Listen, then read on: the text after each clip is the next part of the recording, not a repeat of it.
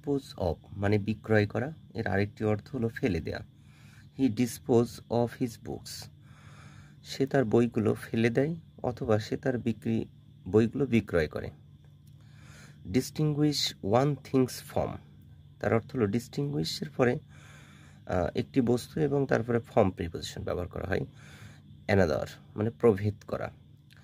A child can not distinguished good from evil, অর্থাৎ একটি শিশু ভালো এবং মন্দের, ইভেল মানে মন্দ, ভালো এবং মন্দের প্রভেদ করতে পারে না বা পার্থক্য বোঝে না, এই অর্থে ব্যবহার করা হয়। ইভেল মানে মন্দ।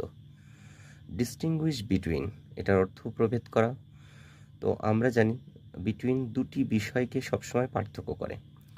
Distinguished between a phrase and a clause, phrase মানে বাক্যাংশ, এর একটি অর্থ হলো বাক্যাংশ, ক্লজের অর্থ হলো ধারা বাংলায়।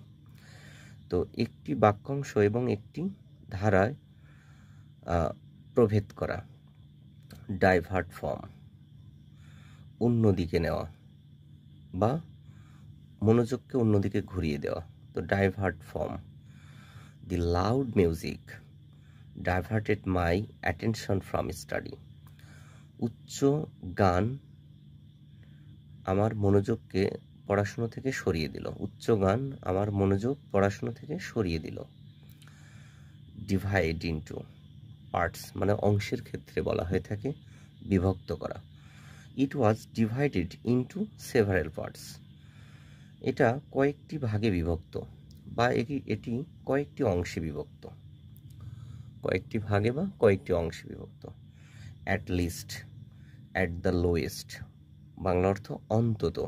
At least 100 boys will come to school today, আজ স্কুলে অন্তত 100 ছাত্র উপস্থিত থাকবে বা 100 ছাত্র আসতে পারে।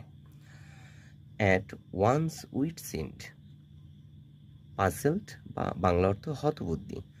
হি was at his wits end and did not know what to do, সে হতবুদ্ধি হয়ে গিয়েছিল যে কি করবে সে জানে না, কি করবে সে জানে না। অ্যাট র্যান্ডম, বাংলা অর্থ বেপরোয়া বা এলোমেলো। উইদাউট এনি এইম, যার কোনো লক্ষ্যই নেই। He hit the ball at random, সে এলোমেলোভাবে মারল, সে এলোমেলোভাবে বলটি মারল। অ্যাট 6